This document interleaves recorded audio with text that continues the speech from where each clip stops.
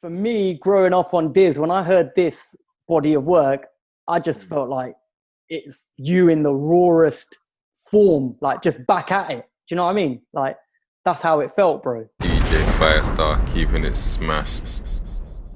What's been going through your head, like how you wanted to approach it? Obviously, some of the joints are a bit older. You know, what was going through your head as you're putting this body of work together? Trying to get my vocal delivery like so tight and so like intense, passionate. And I think we're saying, because some of the tunes are a bit older, I think it's good that it has like, it's all done over almost like a 3-year period. So you're naturally getting different vibes and capturing moments, as opposed to just going in the studio for a month or something and just knocking something out. So that, I could make that album like that just by doing it the way I just said. Talk a little bit about the production side. You've been heavy with the production. What's that been like? You know, getting that love back for the production. You've spoken about it before. Like, how's that been, the process, and how do you feel about the production side of things right now? Wicked, because that came from, in 2017, one of my friends from America who I'd been working on the album The Fifth with, and Rascal, we didn't end up finishing or doing anything. He came to London and randomly hit me. He said he was in London, so I went to North London. He was staying. He was going to an Arsenal game, so I was driving into the Arsenal game. He was stuck in traffic, and it might have been, was it Arsenal Galatasaray? No, was it Galatasaray? I'm sure it was a Turkish team. Whatever. But he was in the car making a beat while I was driving. I was looking at, right, what program? Like, what's he using? He was all using all Serum and Splash, all stuff that I'd never seen before. Like, and he was just doing it so easily on Ableton. So it made me go and get a new laptop and start making beats again. And it started being fun. So I made the Don't Gas Me EP. Right. So off the back of that, getting that laptop, I made the Don't Gas Me EP. So after that, that's when I'd be comfortably in the zone of making beats. Yeah.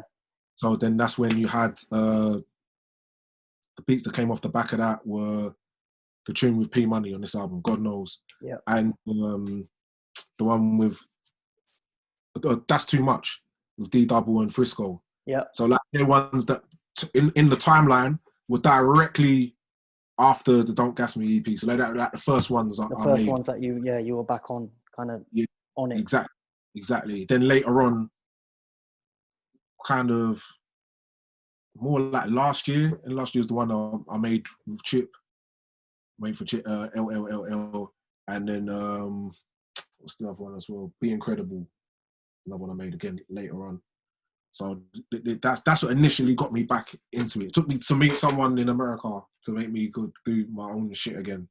Like, and now you're back in the realm. Like, you're gonna be, you have exec produced. You're gonna go on to hopefully fully produce some projects. Is that right?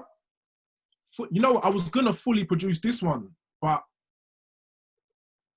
I don't know whether it just gets boring or I don't know, because I always know that someone's going to come up with something else. I'm not overly precious about making the whole thing myself. I've never made a whole project by myself anyway. Even Boy in the Corner, it was like 80% me, but the whole thing, because always people got something to offer. See, like the Splurge Boys, when Splurge Wear T hit me up, we got in the studio and they come up with Don't Be Dumb, the one with Ocean Wisdom, and Body Groove. That's too. I wouldn't have done that myself.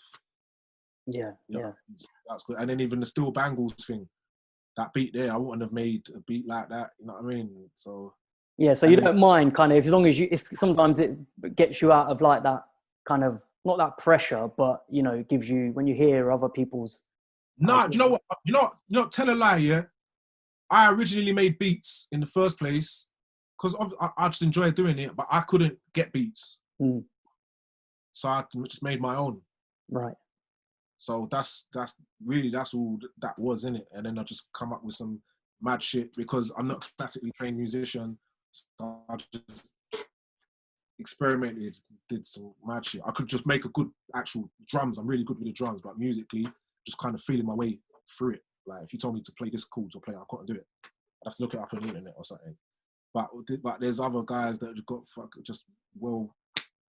they just make wicked beats. Just like Splurge Boy, he makes wicked beats, man. I hear that. And then okay, the drill stuff. I got a tune with Smoke Boys. It was MK the Plug. Yeah. On the beat. You know what I mean? I don't make shit like that. And they do it perfectly. So it's like, why innit? Why I've stressed myself out like?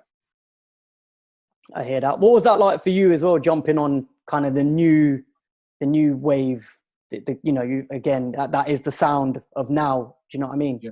And you effortlessly, it's not a problem. Do you know what I mean? As I've heard it, it just sounded like light work. Was it exactly like that for you? Yeah, because it is. It's first of all, you just got to find the beat that suits you in it. So I've got maybe like 100 beats off of MK the Plug, and actually came off the back of the feature I did for Smoke Boys, Justin Bieber. So because he made that, so I hit him up separately, like, send me some beats, and then I just ended up picking that beat. What's the name of the song again? Go ahead. Act Like You Know, right? Which was recorded here on that mic, and then I just picked that one out of a bunch of them, shortlisting, and picked that one out of a bunch of them. And it felt right. It's not even the liveliest tune. It's just the one that I felt that day, and just the words just came out. Yeah. A beat's a beat to me, man. It don't matter. Remember, I learned to spit on jungle, so I learned to spit fast. So anything under that is just, it's just easy. I hear that.